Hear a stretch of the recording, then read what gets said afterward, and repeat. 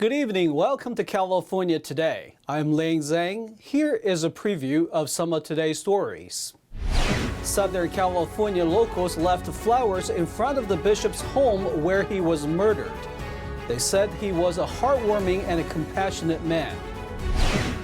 Friends and family welcome home the Los Angeles search and rescue team. The team spent the past 2 weeks helping earthquake victims in Turkey and Syria. Governor Newsom signed an executive order to help mitigate the state's water issues during wet season. This comes after weeks of heavy rain at the beginning of the year. A suspect has been arrested in the weekend killing of a Los Angeles Catholic bishop. Police say he is the husband of the bishop's housekeeper. NTD's Jeremy Sandberg has more on the investigation.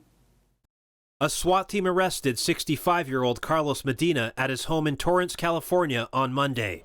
Torrance is about 35 miles southwest of Hacienda Heights, where Auxiliary Bishop David O'Connell was shot and killed. The suspect is the husband of O'Connell's housekeeper. Los Angeles County Sheriff Robert Luna says there was no evidence of forced entry into the bishop's home. The suspect had been at the bishop's house before doing work, so there was some kind of maybe a working relationship, but we're still trying to figure out what that relationship was. Surveillance footage from the bishop's driveway shows the suspect's SUV at the home at the time of the killing. How he exactly got in there, that's what the detectives need to start piecing together.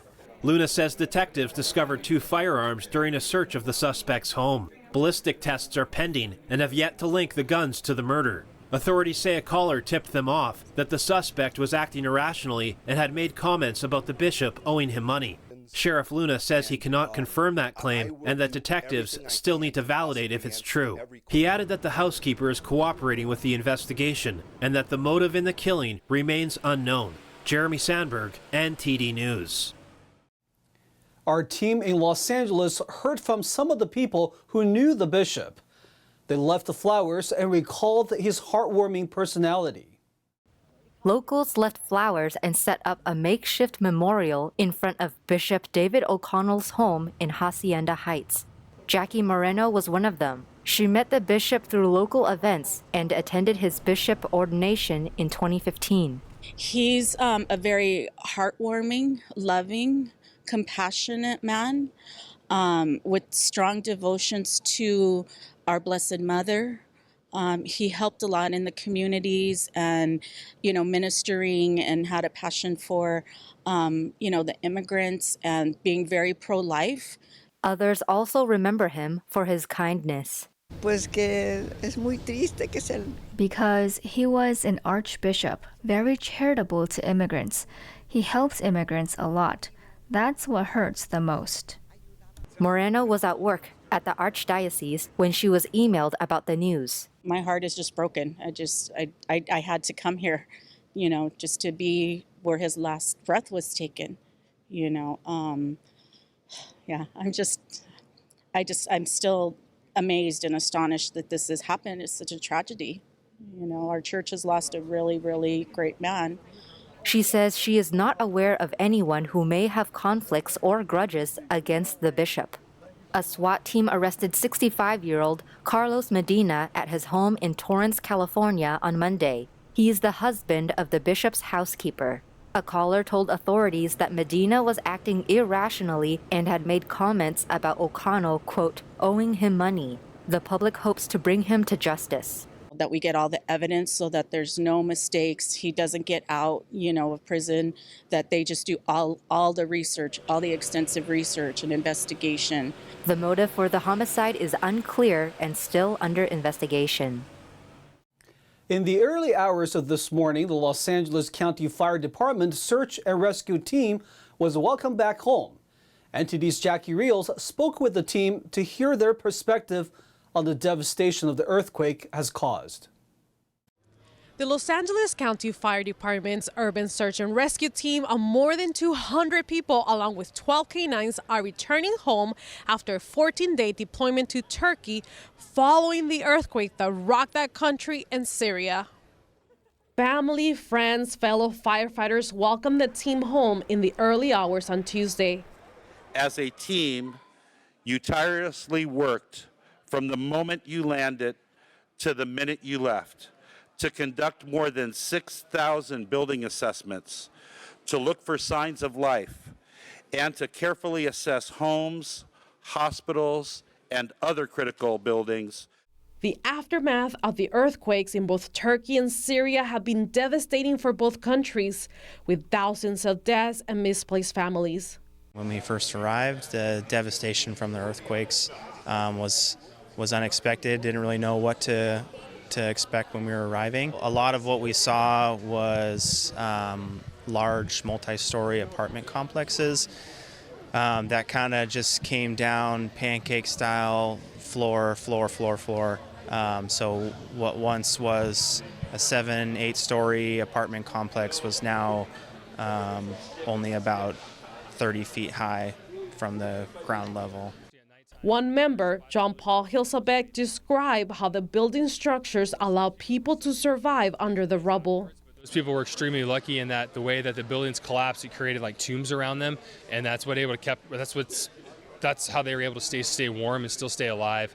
Search and rescue members, along with the Turkish military, the country's search and rescue team, and its people came together to assist and help those impacted by the earthquakes. A lot of the civilians are banding together to do all the digging, and they got heavy equipment operators out there that are opening up the rubble to help find victims.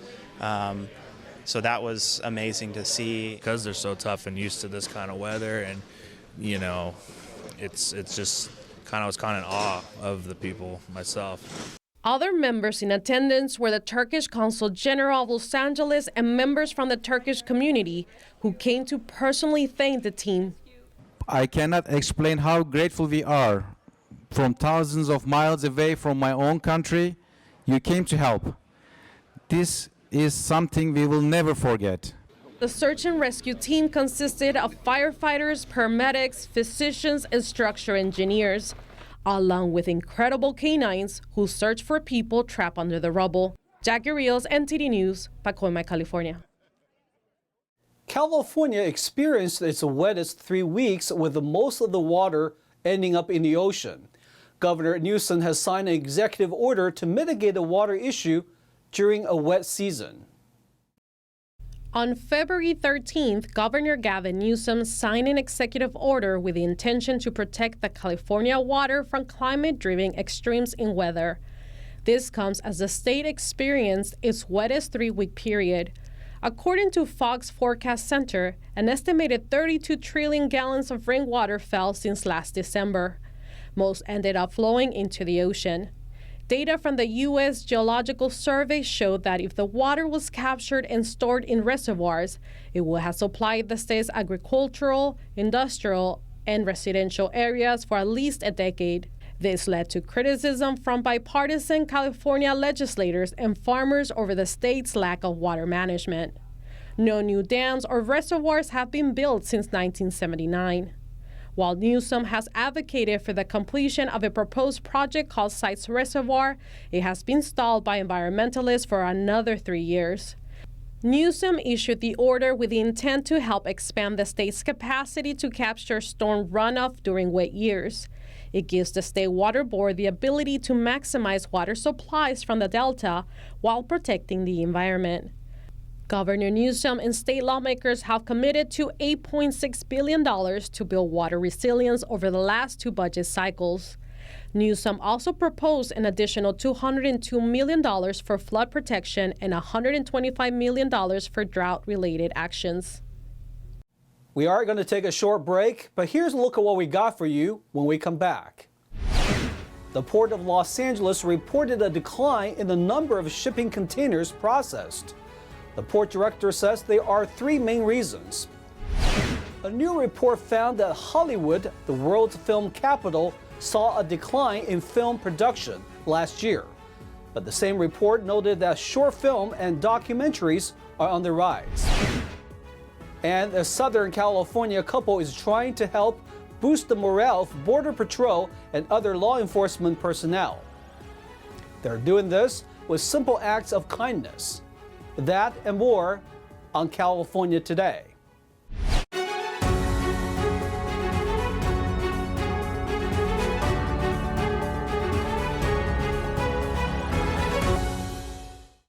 Welcome back to California Today. I'm your host, Liang Zhang. The Port of Los Angeles processed fewer containers for the month of January compared to last January. The director explains several reasons behind the decline. During a media briefing on February 16th, the Port of Los Angeles said it processed over 726,000 20-foot equivalent units, or TEU, containers in January. This is a 16% decrease from the previous January's all-time record. That kind of statistic, combined with the 17 canceled sailings that we saw in January, tells us that we can expect more blank sailings in the weeks and months ahead. Soroka says there are several contributing factors for the decline. First is Lunar New Year. Many facilities had extended closures, in some cases up to 30 days, so cargo just isn't moving. Second, warehouses here are still full, with the U.S. inventory sales ratio at 1.35. While the ratio is off all-time highs, it's still elevated. And that ratio is so important. It's the amount of inventory on hand compared to the net sales and how quickly that turn is taking place. That's why Soroka said our email inboxes are full of discount messages from retailers who are trying to get their product moving to make room for new inventory.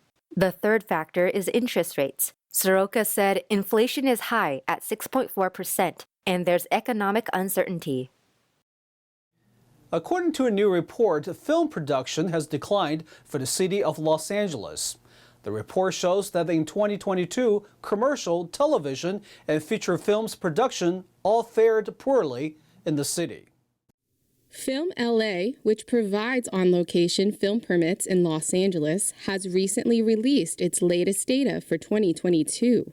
The data analyzes shoots for television, commercials, feature films, and an other catch-all category of various production types.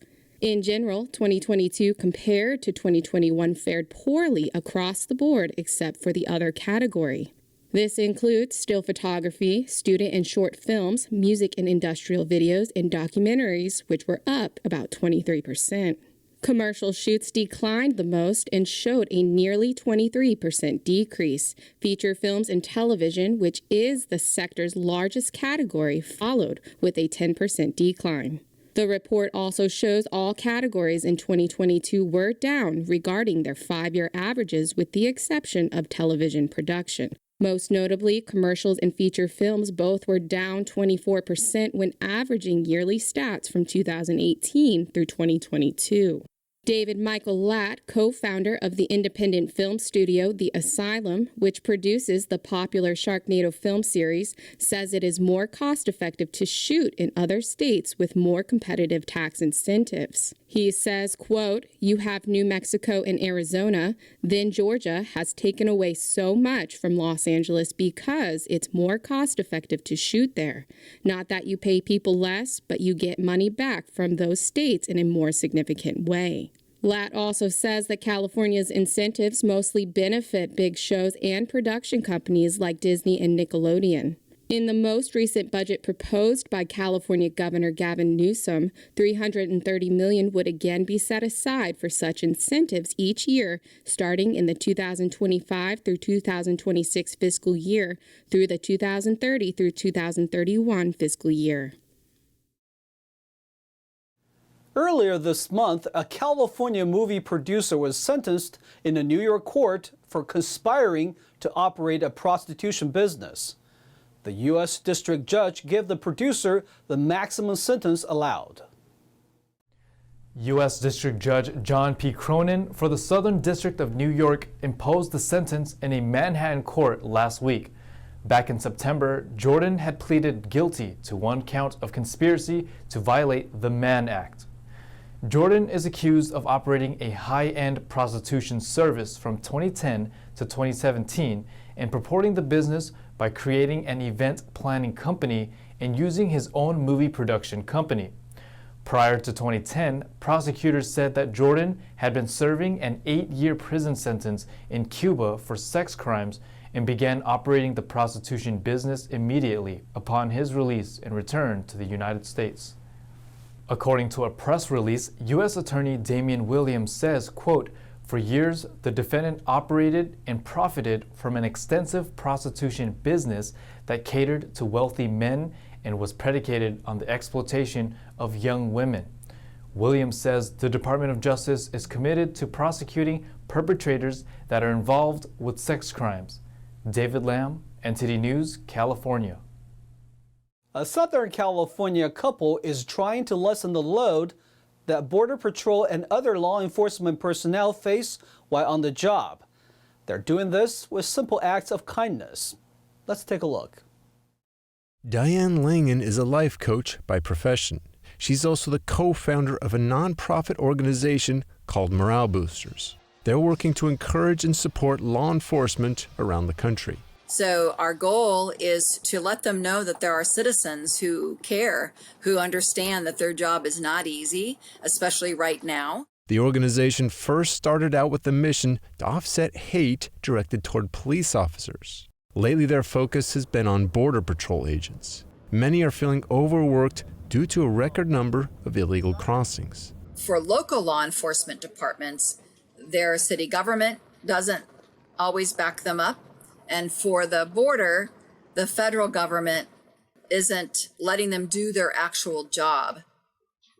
So the reason why it's important is because if they don't feel like they have the citizenry behind them, the public behind them, they may decide not to do this. They may quit, and a lot of them are taking early retirement, and some of them are just flat out quitting.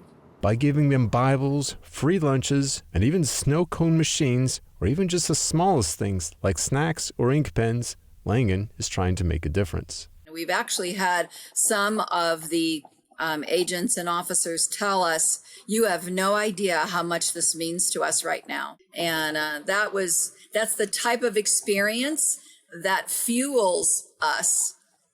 We don't need much for us to keep going, except just to see that we're making a difference. They also deliver specially made banners signed by supporters with expressions of gratitude and handwritten cards of encouragement from citizens across the country. I can't even imagine what our society and our communities, what our country would be like without law enforcement.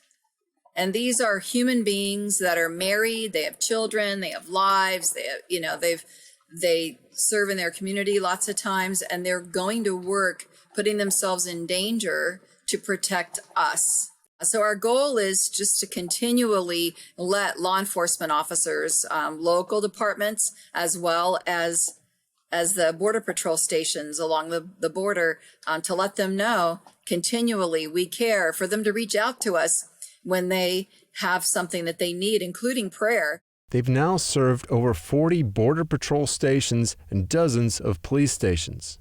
Their goal is to reach all 70-plus stations along the southern border. Now let's check in with NTD's Tyler Castillo for today's Sports Roundup.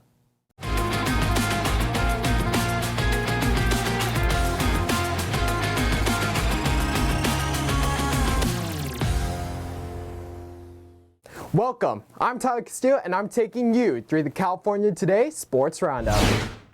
Carter Verhaeghe stole the puck and scored on a breakaway with 1:42 in overtime as Florida defeated Anaheim at the Florida Live Arena in Sunrise, Florida. Brothers Eric and Mark Stahl each scored a goal for the Panthers, while teammate Ryan Lomberg also added another score to the total. Florida's Sergei Bobrovsky made 29 saves. The Ducks, who have lost 5 straight games, got 51 saves from John Gibson, the current NHL leader in losses. Gibson has made 50 saves twice in his past 4 games. Mason McTavish, Frank Vatrano, and Dmitry Kulikov each scored goals for Anaheim, but it wasn't enough to secure a win for the Ducks. Panthers 4, Ducks 3. James Reimer stopped 26 shots for his second shutout of the season, and the San Jose Sharks beat the Seattle Kraken 4-0 on Monday. Logan Couture, Yevgeny Svechnikov, Noah Gregor, and Mikey Asimont scored for San Jose, which snapped a 3-game losing skid. Erik Karlsson had 2 assists. Martin Jones made 19 saves against his former team, but lost his fourth straight start as Seattle was shut out for the third time this season. After a scoreless first period, Couture was credited with his 20th goal of the season on a bizarre play midway through the second. Off a face-off, Couture battled Seattle's Yanni Gourde, who won the draw back toward his own goal and passed Jones into the net, leading to Seattle to score on their own goal. Logan Couture became the third Shark to reach 20 goals in at least 10 seasons, joining former Sharks Patrick Marleau and Joe Pavelski. Later in the second period, Yevgeny Svechnikov intercepted a pass by Vince Dunn and beat Jones on his own rebound to make it 2-0. Gregor added a goal with 17.2 seconds remaining in the period, and Asimov made it 4-0 late in the third. Sharks 4, Kraken 0. 1 week remains until the start of the 2023 Major League Soccer season, and the LA Galaxy and its fans are currently involved in a very tense argument. The team's main fan bases are in uproar over the ongoing employment of Galaxy president Chris Klein and technical director Jovan Kirovsky, who have been the team's two main pillars of the team's downfall since the Galaxy last won the MLS Cup in 2014. Unless the two are gone, the groups have threatened to boycott matches. The Galaxy's response has been to make attempts to reason with the factions, but have ultimately seen no positive result. Klein and Kirovsky are staying put, despite the organization's claims that has heard fans' worries and eager to continue the conversation. The supporters group engaged in a protest prior to the Galaxy's preseason game on February 4th at Dignity Health Sports Park, complete with Klein-out signs. There are also protests on February 16th at the team's road jersey unveiling at the $1 Million Theater in downtown Los Angeles. Thanks for tuning in to the California Today Sports Roundup. That's all we've got for you tonight. We would like you to join us again on California Today every weekday at 8:30 p.m. Make sure to check out our broadcasts on our California Today webpage. You can find it at ntd.com/California-today. You can also find all of our top latest clips there, ready to share with friends and family. Send us a message on Twitter, Facebook, or Instagram, or through our email, california.today@ntd.com. I'm Lang Zhang. Have a wonderful evening.